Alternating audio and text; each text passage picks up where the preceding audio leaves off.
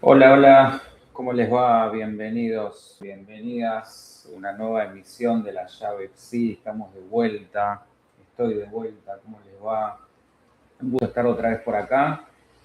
Pasó un montón de tiempo, como verán, estoy con escenografía nueva, con aparatitos y juguetitos nuevos. Pero bueno, lo, lo que insiste, resiste. Así que acá estoy de vuelta para no perder la costumbre. Se hizo largo, la verdad, esta pausa. Espero que esté saliendo todo bien. Antes que nada, por lo menos así lo veo por acá. Así que vamos a dar comienzo a este nuevo ciclo 2026. Como siempre, la idea es traerles temas de interés, temas movilizantes, secciones y cuestiones también que iré agregando. Como ven acá tenemos también un pizarroncito, tenemos acá el Budita que me acompaña. Eh, bueno, y algunas otras cuestiones no se llegan a ver del todo, pero ya esto se irá acomodando. Lo mismo de siempre, chat abierto para que puedan preguntar, comentar, pensar, reflexionar. Bueno, que podamos entablar ahí un diálogo que se pueda hacer interesante, constructivo, nutritivo, múltiple, hoy más que nunca. Eh, y hoy, puntualmente, la idea es arrancar con un tema eh, que me parece puede ser eh, movilizante, justamente, recalco esta palabrita, en el sentido de que por un lado voy a ir desarrollando la parte psicoanalítica, la parte filosófica, la parte espiritual, haciendo esta integración que solemos hacer siempre, pero también bajarlo, como por lo menos en las últimas charlas del año pasado ya hemos venido haciendo, a lo clínico, a lo cotidiano, al día a día, a lo que vemos, lo que veo habitualmente en el consultorio, lo que vemos habitualmente en las relaciones, en los vínculos. De eso se trata. Si alguien me puede mandar ahí una olita, agradecidísimo para que me quede tranquilo de que estamos bien, de que todo esto está saliendo como se debe en tiempo y forma. Bueno, y por supuesto, las secciones habituales, filosofía, mitología, casos clínicos, el arte, bueno, la parte más esotérica, oculta, eh, y como vuelvo a decir, lo que ustedes quieran, lo que ustedes pidan, ya sean temáticas o secciones, y lo que se les ocurra. Todo lo que permita ir abriendo más puertas y más multiplicidades, bienvenido sea. Bueno, las redes ya saben, todo eso lo van a encontrar en la página y en todas las redes como La Llave Psi. Ahí está. Hola Ana María, sí, estoy por aquí. Muchas gracias. Gracias por avisar. Listo. Bueno, ya me quedo tranquilo. Bueno, ¿de qué se trata esto del dar lo que no se tiene? Esto es una fórmula propuesta por Lacan que condensa una de las paradojas más rigurosas de la teoría del sujeto. No se trata ni de una metáfora poética ni de una simple inversión retórica, sino de una estructura lógica que ahora vamos a ver que atraviesa el amor, el deseo y el lazo social. Este enunciado formulado en el campo del psicoanálisis encuentra resonancias profundas en la filosofía, que ahora vamos a ir justamente metiéndonos en eso,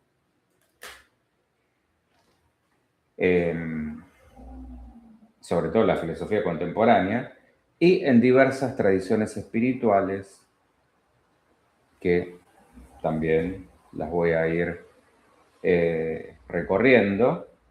Y nos podríamos preguntar, y aquí ya me interesa que abramos el debate, con mucho sentido común, cómo a partir de este título es que podemos dar algo que no tenemos.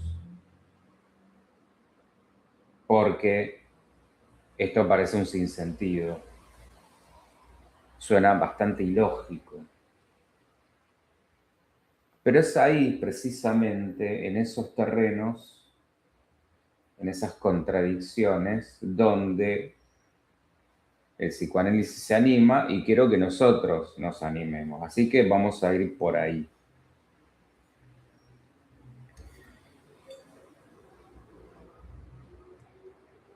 Veamos en primer lugar la falta como una condición estructural del sujeto.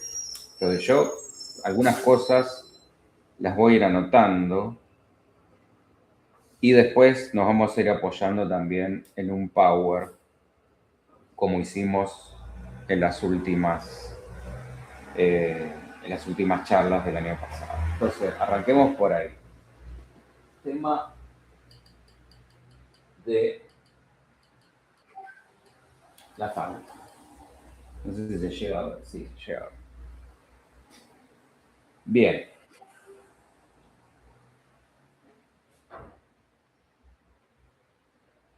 ¿Qué es esto? Porque acá hay una condición estructural. Somos seres en falta. Freud va a inaugurar la idea de que el sujeto no es dueño de su propia casa. El inconsciente introduce una dimensión de saber que opera más allá de la conciencia. Este saber no es accesible de manera directa, sino que se va a manifestar en formaciones como los sueños, los lapsus y los síntomas. Entonces, la ilusión de comprender suele estar ligada al yo, que es una instancia que busca coherencia y dominio. Eso que creemos ser, primero que no lo somos y segundo que no se agota ahí, porque somos múltiples yoes. Sin embargo, el psicoanálisis va a revelar que el saber verdadero está del lado del inconsciente y que está, como ya hemos venido diciendo, estructurado como un lenguaje. Entonces, desarrollar una comprensión implica necesariamente confrontarse con aquello que no se comprende. Y lo que no comprendemos es fundamentalmente a nosotros mismos, es decir, no nos sabemos. Y Lacan va a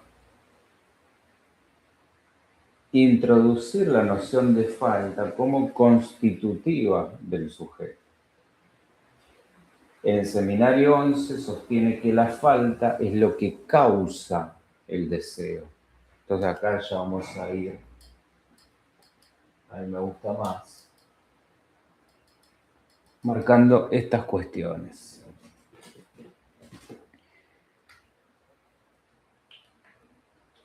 Vamos a ir a un segundo, por supuesto ustedes ya saben, dudas, preguntas, comentarios, lo vamos charlando. Entonces, ¿qué tenemos hasta acá? Que en la enseñanza estructural del psicoanálisis el sujeto no se define por una sustancia positiva, sino por una yancia, por un agujero. La falta no es un accidente, sino una condición constitutiva. El ingreso en el lenguaje implica una pérdida irreductible. El significante introduce una división en el sujeto que lo separa de cualquier plenitud original. Esta operación funda lo que podemos pensar como la falta en ser, o esto que yo decía antes, ser en falta.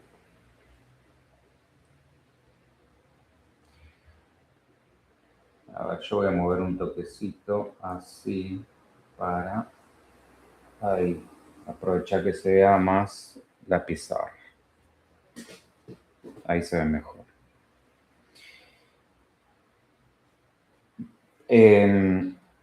Entonces, el sujeto va a quedar alienado en el campo del otro. Acuérdense, otro con mayúscula. Dependiendo de significantes que lo representan sin jamás agotarlo. Y es en este punto donde la noción de dar lo que no se tiene adquiere su estatuto. No se puede dar lo que no se tiene, o mejor dicho, no se puede dar lo que supuestamente se tiene, porque estructuralmente no hay tal cosa, no hay tal posesión plena. No nos tenemos, así como no nos sabemos. Hay un otro desconocido, el inconsciente, que habita en nuestra propia casa.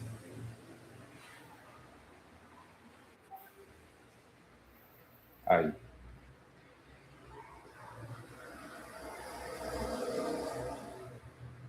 Entonces, la falta, que vamos a ir acomodándolo para que se vea, quiero que se vea el pizarrón. La falta no es simplemente negatividad, es causa, esto que yo ponía acá. Es lo que pone en marcha el deseo. Entonces, sin falta no hay deseo.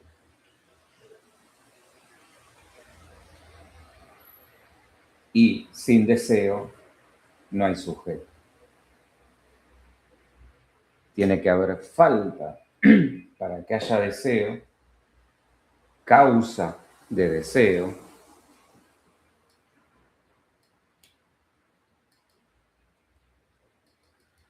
y para que, por supuesto, pueda haber sujeto.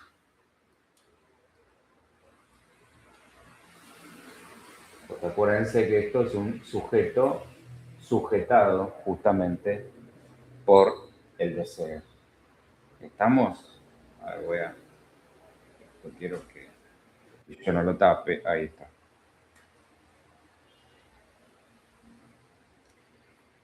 Vamos al punto 2. Ustedes ya saben, me van preguntando. ¿Cómo funciona esta economía del deseo? Y acá tenemos que volver a un concepto que ya hemos trabajado, que es el objeto A, que tiene que ver no con un objeto en un sentido empírico, sino con una función. Perdón esto de acomodar, desacomodar, porque yo quiero que se vea, que mi cara no tape el pizarrón. Es el resto que queda como efecto de la simbolización, aquello que no puede ser integrado completamente en el campo del significante. Lacan lo va a formalizar como objeto causa del deseo. Fíjense que volvemos a lo mismo. Esto no se trata de lo que se desea, sino de aquello por lo cual se desea. De manera que dar lo que no se tiene implica poner en juego ese resto. No se da un objeto positivo, sino la falta misma que sostiene el deseo. En otras palabras, lo que doy es falta. Esto explica por qué todo intento de dar cosas fracasa en el nivel del deseo. Ningún objeto puede, me refiero a ningún objeto externo, puede saturar esa causa. Y en este punto, dar lo que no se tiene implica dar aquello que no se tiene o que no se posee como objeto, sino como falta estructurante. Lo vuelvo a decir, el sujeto no ofrece un objeto que satisfaga al otro, sino que pone en juego su relación con ese resto. El amor se articula acá como una tentativa de sutura imposible. El sujeto ama ahí donde reconoce en el otro una falta homóloga a la propia. Y sin embargo, esta coincidencia no produce complementariedad, sino una tensión sostenida. Dar lo que no se tiene es, entonces, dar el objeto A en tanto imposible, es ofrecer la propia falta como causa del deseo del otro. ¿Vamos bien? Avisen si es demasiado complejo, así antes de avanzar recapitulamos.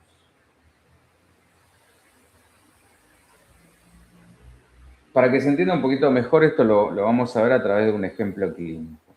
Imaginemos un paciente que sostiene relaciones donde intenta dar todo, regalos, presencia constante, disponibilidad absoluta. No obstante, dice que nunca es suficiente. Entonces, la intervención aquí apuntaría a señalar que aquello que intenta dar pertenece al registro del tener, mientras que su angustia se ubica en otro plano, el de su falta no asumida. El viraje clínico sucede cuando puede reconocer que no se trata de dar más, sino de sostener un lugar donde su deseo no esté anulado. A ver si por ahí desde ese lugar se entiende un poco mejor. Veamos ahora esto como el amor como acto, que es justamente la formulación que hace Lacan. Él define el amor como justamente dar lo que no se tiene. Después se le ha agregado a quien no es. Porque el amor no es dar algo que se posea de vuelta, sino dar aquello que falta. Entonces, esto es lo que damos.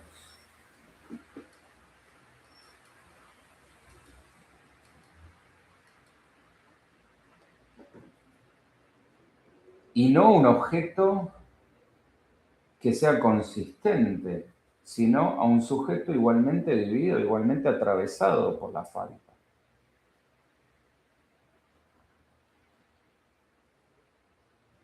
Esto va a introducir una triple negatividad. Fíjense que acá estamos hablando, contrariamente a lo que habitualmente se dice, esto de quien sume, en realidad estamos hablando de tres negatividades, tres restas. No se da un objeto positivo, no se posee aquello que se da, y el destinatario tampoco es un ser pleno. Entonces,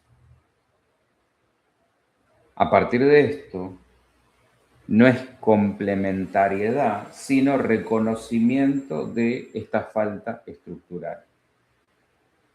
Es un acto que se sostiene en la no garantía. Esto lo voy a remarcar.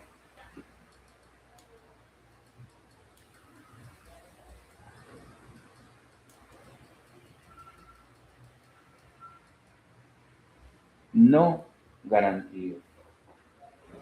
El amor no da garantías.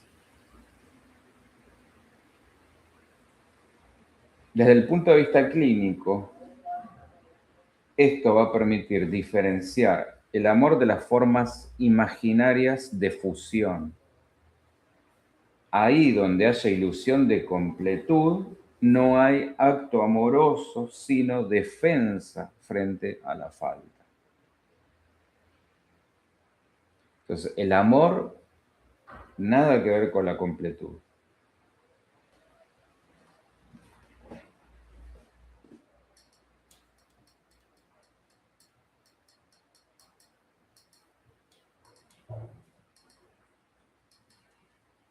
Les diría, de hecho, todo lo contrario. Veamos ahora esto desde la demanda del otro y esta imposibilidad de satisfacción. El deseo, por supuesto, se articula en el campo del otro, pero ese otro, como dije hace un ratito, está también barrado. No existe un garante último de sentido. Esta demanda va a producir un desfasaje estructural. Lo que se pide nunca coincide con lo que se desea. Y este hiato es irreductible. Como dice Lacan, no hay otro del otro. Dar lo que no se tiene implica no responder a la ilusión de completud del otro, sino sostener su falta. En términos clínicos, esto es lo que se traduce en la función del analista. El analista no debe colmar, no debe completar, no debe responder desde un saber que está supuesto como plenitud. Veamos también un ejemplo de esto. Un analizante demanda constantemente respuestas del analista. Esto es muy habitual. ¿Qué tengo que hacer? ¿Cómo tengo que actuar? ¿Qué decisión tengo que tomar? Y el analista, si está haciendo bien su trabajo, no responde desde un saber positivo, sino todo lo contrario. Sostiene el silencio o intervenciones mínimas. Lejos de ser una omisión, esto es un acto, no obturar la falta del otro, permitiendo que el deseo de ese paciente emerja.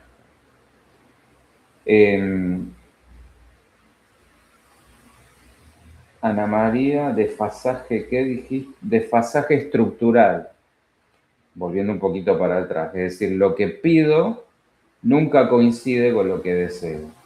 Ahí está la cuestión.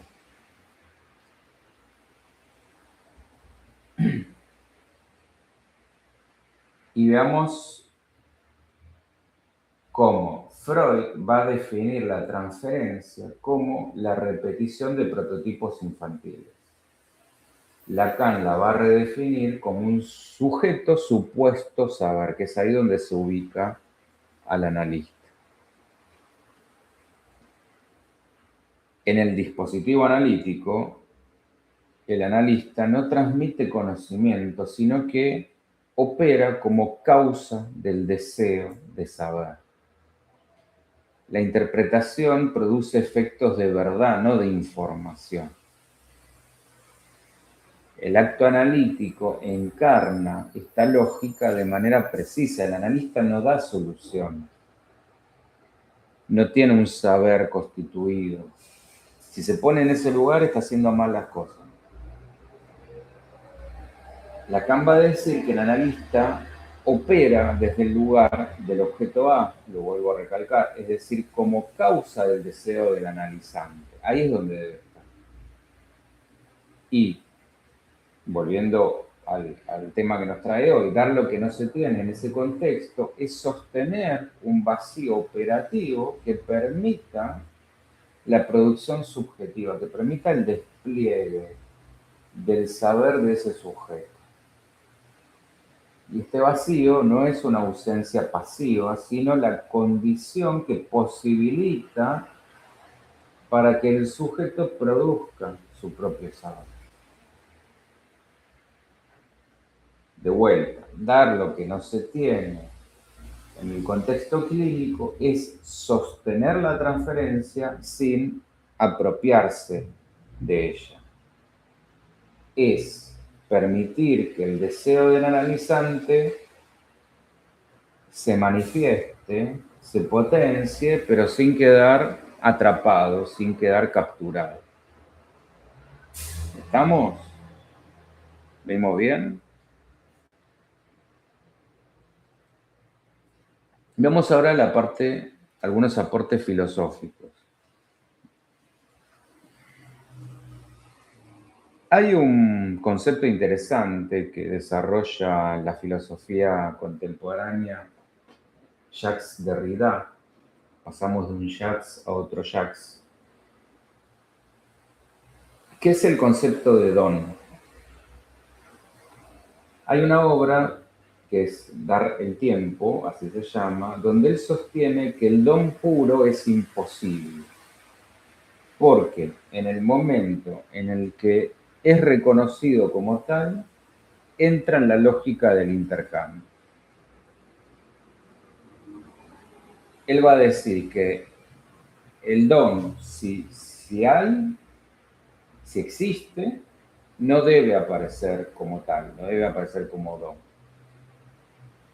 Y esto lo que va a poner sobre la mesa es una paradoja insuperable, porque para que el don sea puro, no debe ser reconocido ni por quien da ni por quien recibe ese don.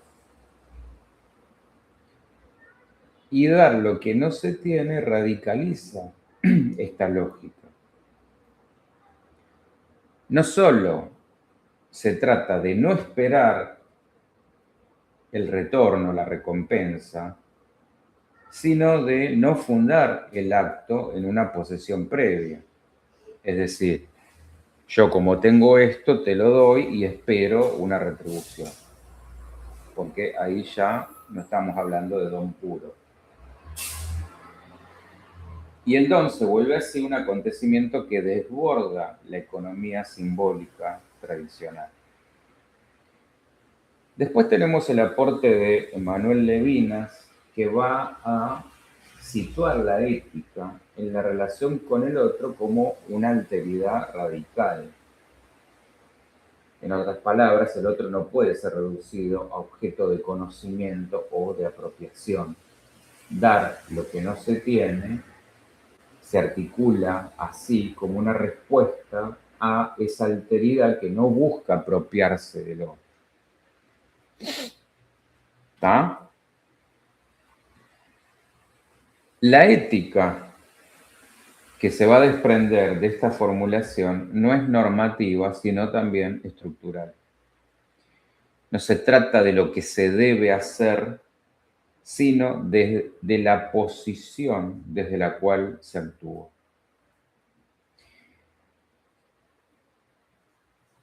Volviendo a recalcar lo mismo, dar lo que no se tiene implica asumir la propia falta sin intentar negarla. Esto conlleva una responsabilidad El sujeto no puede apoyarse en garantías externas. Es una ética del deseo, donde el acto se va a medir por su relación con la verdad singular de cada sujeto. Lacan lo va a explicar esto como una ética de no ceder en su deseo, que tiene que ver con esta posición subjetiva donde el sujeto asume su falta sin pretender taponarla mediante objetos o identificaciones. O sea que dar lo que no se tiene es un acto ético en tanto no traiciona esa falta. ¿Estamos? Veamos ahora qué pasa con la parte espiritual. Porque las tradiciones espirituales han desarrollado, bajo distintas modalidades, una lógica bastante parecida. ¿Por qué? Porque todas hablan más o menos del desapego. Y el desapego no implica una renuncia moral, sino la transformación de la relación con el tener. El vaciamiento del yo permite que el acto de dar no esté mediado por la apropiación. O sea, dar lo que no se tiene lo podemos pensar como una forma de entrega. Y ahí es donde se liga con el desapego. No de sacrificio, de entrega, de renuncia, me gusta más. Si lo vemos esto desde la tradición cristiana, el acto de dar está ligado a la lógica de la gracia. Se nos ha enseñado, el que pierda su vida la encontrará. Esto nos habla de una inversión radical de la lógica del tener. Es decir, la caridad no pasa por dar desde la abundancia, sino en una entrega que implica desposesión. No es que doy porque me sobra, sino que por más que tenga poco, lo poco que tengo lo doy. En el budismo, la noción de vacío indica que no hay una cualidad fija, nada es permanente. El apego justamente es fuente de sufrimiento. Por ende, dar lo que no se tiene lo podemos leer como una práctica de desapego.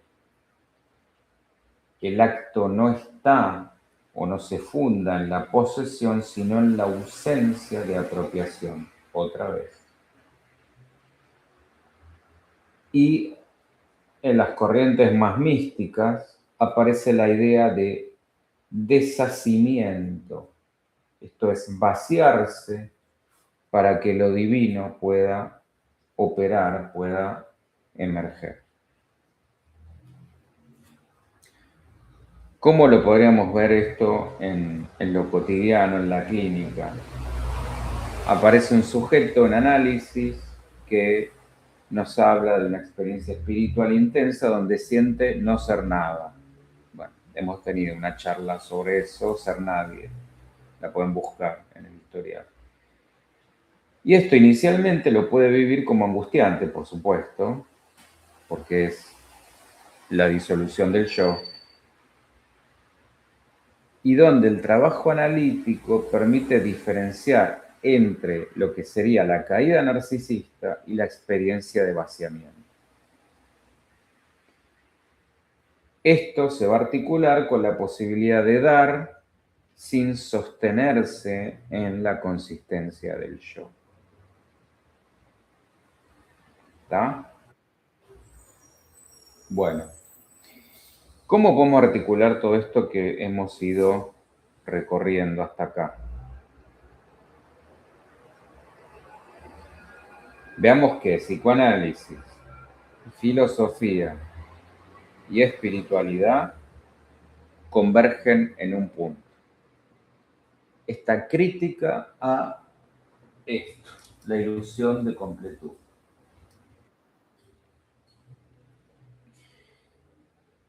En todos los casos, se trata de pensar una forma de relación que no esté mediada por la lógica del tener. El sujeto no tiene aquello que cree tener. El don, volviendo a esto que les traía desde la filosofía, no es transferencia de objetos. No es que yo tengo algo de lo que el otro carezca y se lo doy. El acto ético no se funda en garantías. Dar lo que no se tiene es la forma más rigurosa de nombrar esta estructura. No es una paradoja, sino una precisión estructural. El sujeto constituido en la falta solo puede dar desde esa falta. Y lejos de pensar esto como un déficit, esta falta es la condición de posibilidad del lazo. Fíjense que esto, lo que yo decía antes, es lo que posibilita como causa del deseo y lo que nos hace sujetos. Entonces, dar lo que no se tiene es, en última instancia, sostener esa falta sin intentar llenarla. Es un acto que abre el campo del deseo y permite una relación no posesiva con el otro. No posesiva con el otro. Es una ética que no promete completud, que no existe, pero que hace posible el deseo. Hace posible sí ese deseo de completud, por más que sea una ilusión. Y es ahí, en ese juego, donde el sujeto deja de buscar en el otro una garantía y asume su posición en el campo del deseo. Es ahí donde el acto adquiere su valor más radical. El amor, el acto analítico, el don filosófico y la entrega espiritual, como dije,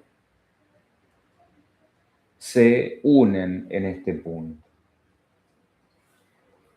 En último término, es una ética sin garantías, pero que es profundamente consistente, una ética del deseo, del vacío y del acto. Bueno, ahora, la parte que más me interesa, que es bajar todo esto al conflicto vincular habitual. Cómo vemos esto en el día a día. Porque esa pregunta que yo les hacía al comienzo, ¿cómo puedo dar lo que no tengo? Bueno, ¿cómo desarrollo una comprensión que no tengo, un amor que no tengo, una paciencia que no tengo? Y justamente a partir de todo lo que hemos transitado, lo vuelvo a recalcar, esto no es llenar un vacío, sino habitarlo. El sujeto no accede al saber como quien adquiere o compra un objeto, quien se apropia de algo, sino como quien se posiciona frente a un enigma.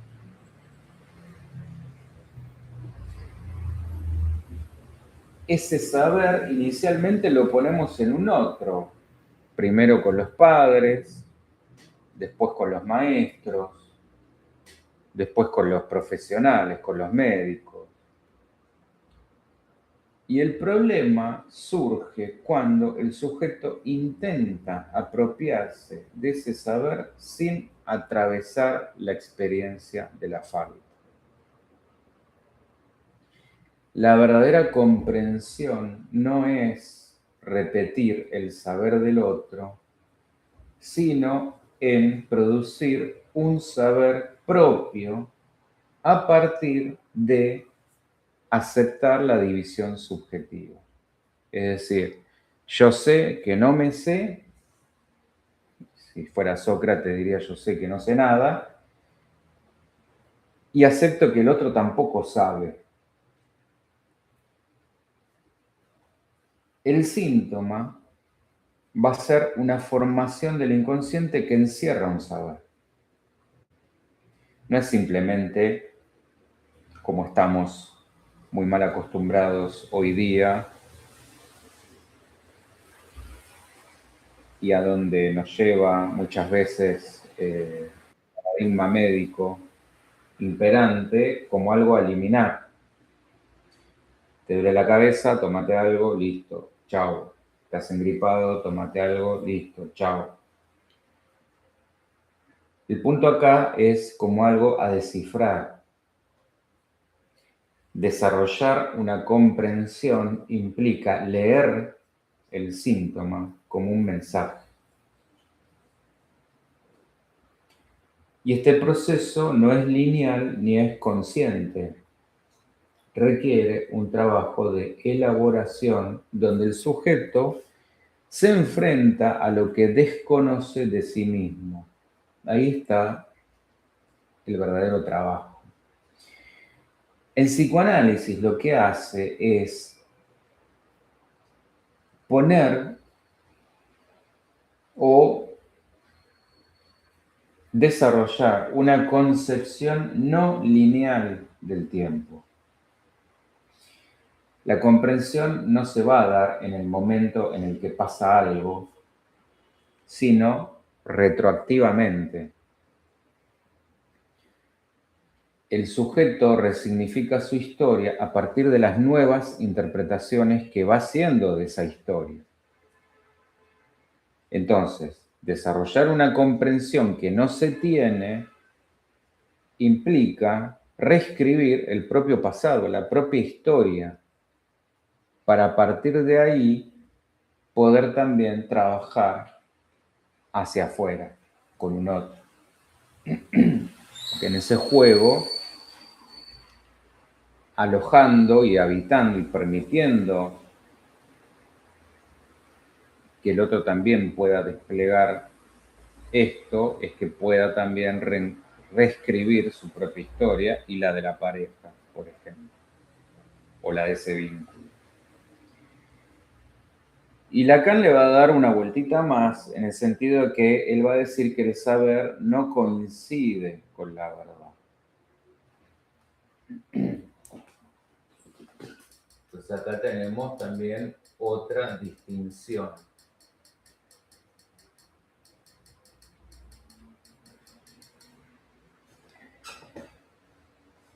Él va a decir que la verdad tiene estructura de ficción. La verdad es la verdad que nos contamos.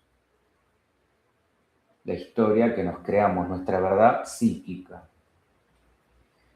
Y esto indica que no va a coincidir con el saber objetivo. Las cosas pudieron haber sucedido de una determinada manera que no conocemos. La verdad tiene una estructura a medio decir. Nunca podremos llegar a esa verdad. Y está ligada al goce. El sujeto puede resistirse a comprender porque el saber implica una pérdida de ese goce, que va a ser la parte satisfactoria del síntoma. Por eso es que la comprensión no siempre es deseada y lo más importante es que no es una comprensión cognitiva. La comprensión analítica no es cognitiva. Esto es lo que diferencia fundamentalmente lo que es el psicoanálisis de lo que es la escuela cognitiva conductual. Esto implica una modificación del goce. Va a haber ahí una tensión entre el saber y el goce que atraviesa toda la experiencia analítica. Y esto cuando se ve en el consultorio es donde el objetivo no es transmitir un saber, como si uno lo tuviera, al paciente, sino, lo vuelvo a remarcar, posibilitar la producción de un saber propio. El analista no enseña nada, no se pone en ese lugar, sino que interpreta. El desafío es sostener un espacio donde el sujeto se pueda confrontar con su no saber sin angustiarse en exceso. O sea, ahí es donde corresponde el alojarlo, el contenerlo, el acompañarlo, para que esa angustia no sea desbordante y se vaya, se aleje, sea contraproducente. Ahora sí. Bueno, fenómeno. Entonces, nada, lo vuelvo a decir, esto era el gran titular que nos llevó a la falta,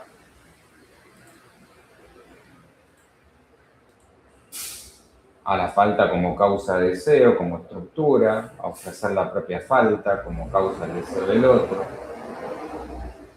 Entonces, plantear esto a través de esta triple negatividad, no damos un objeto positivo, no lo tenemos y el destinatario tampoco lo tiene. Desde la filosofía como el don puro imposible, donde el otro no puede ser reducido a un objeto de conocimiento, desde asumir esta ética del deseo, es decir, la falta sin taparla o negarla, aceptarla, y la espiritualidad como transformación en esa relación con el tener, es decir, el desapego, la entrega, la renuncia. A partir del psicoanálisis, el síntoma es un mensaje que tenemos que aprender a decodificar.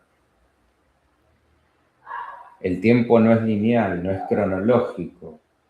Estamos permanentemente reescribiendo nuestra historia como si fuera un libro abierto y donde el saber se diferencia de la verdad, el saber a partir de los significantes,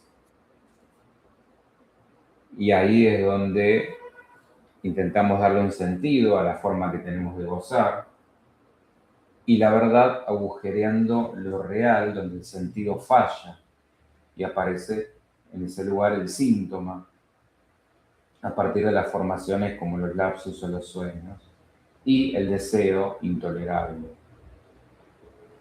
Y con el ejemplo este que usa Lacan de la banda de Moebius, esto que vemos ahí, es que podemos saber mucho intelectualmente, racionalmente, pero estamos muy lejos de la verdad en nuestro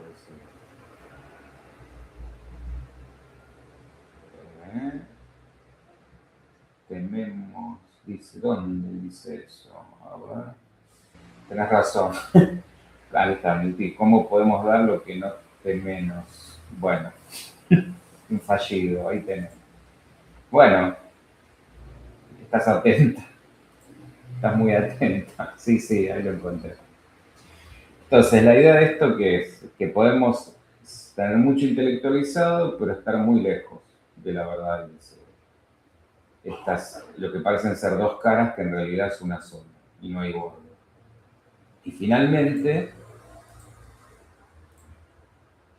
conclusiones, dar lo que no se tiene no es adquirir, es transformar la posición subjetiva e implica atravesar la falta, cuestionar el saber del otro, no repetirlo, y producir un saber propio. ¿Cómo hacemos eso? Atravesando el fantasma, reconociendo la repetición pulsional y aceptando la castración. Y ahora vamos a ir viendo estas cuestiones. Porque el psicoanálisis va a ofrecer una vía para que este proceso suceda, no como una técnica de enseñanza, insisto, sino como una práctica de la palabra y del deseo. ¿Qué es atravesar el fantasma? El fantasma, pensémoslo como el organizador imaginario y simbólico de la realidad psíquica del sujeto. Vendría a ser el guión con el que interpretamos inconscientemente el mundo, los anteojos que nos ponemos para mirar el mundo. El sujeto no accede directamente a la verdad, sino a través de esta estructura. De modo que desarrollar una comprensión implica atravesar ese fantasma, lo que va a producir efectos de desestabilización, lógicamente. Pensemos un caso. Una paciente relata reiteradamente situaciones donde los otros la traicionan. A lo largo del análisis se va a dar cuenta que ella misma está provocando esas situaciones. La comprensión no surge como una información externa, sino cuando puede ubicarse como participante de la escena. Es decir, ¿qué tengo que ver yo en todo esto, en este guión? ¿Cuál es mi rol? ¿Cuál es mi papel? ¿Qué sería reconocer la repetición pulsional? Esto es, desde Freud, él lo define como un concepto que está límite entre lo psíquico y lo somático. Bueno, la repetición no responde al placer, sino a la insistencia de la pulsión. Cuando hablamos de pulsiones, estamos hablando de esto. Yo les decía al comienzo, lo que insiste resiste. Pensémoslo desde otro caso. Una paciente que repite relaciones amorosas destructivas o poco saludables. Y va a decir, ¿por qué me pasa esto? O no entiendo, mejor dicho, por qué me pasa esto. La comprensión va a aparecer ahí cuando se articula la repetición con una modalidad de goce. Es decir, darse cuenta que lo que se está repitiendo es una forma de goce y lo que hay que cambiar es esa forma de goce. Y finalmente, aceptar la castración, esto es la aceptación del saber incompleto, de que no hay garantía última de saber, ni, como decía Lacan, otro del otro.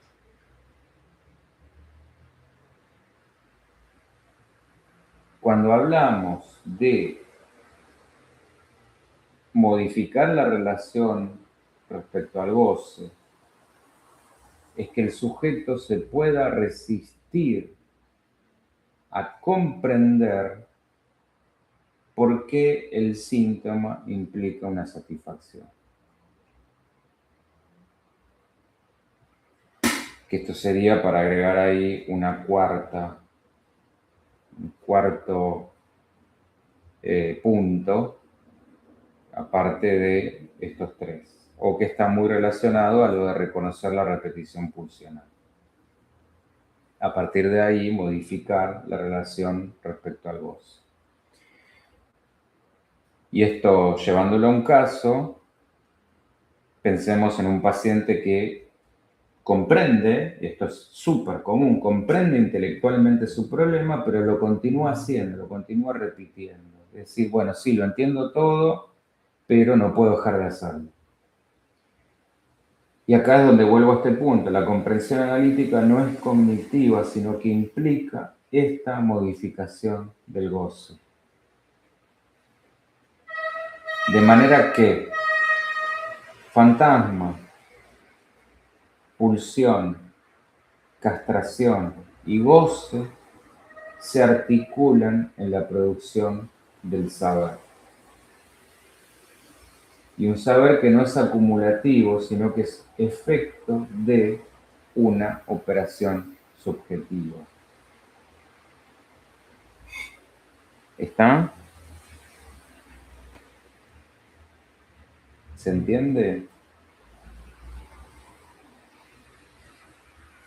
Bueno,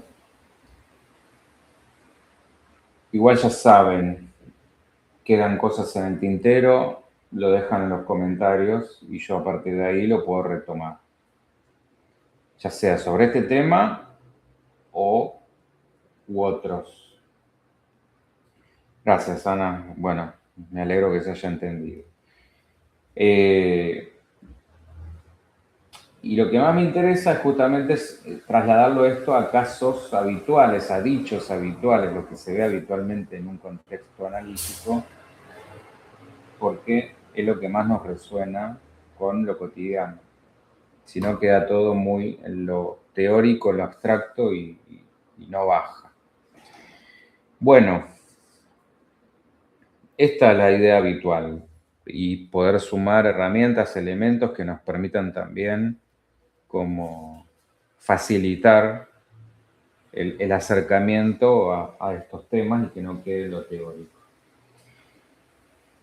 Ya saben, todo lo que quede ahí pendiente me lo hacen saber y va alimentando el deseo justamente de otras charlas, otras temáticas, otras secciones, bueno, lo que se despliegue. Gracias Ana, gracias por la participación. Gracias por volver a reencontrarnos. Espero que se vaya haciendo más múltiple, más animado, más numeroso, más diverso. Y nos volvemos a encontrar la semana que viene a las 19, como siempre. Gracias. Hasta la próxima. Chau, chau.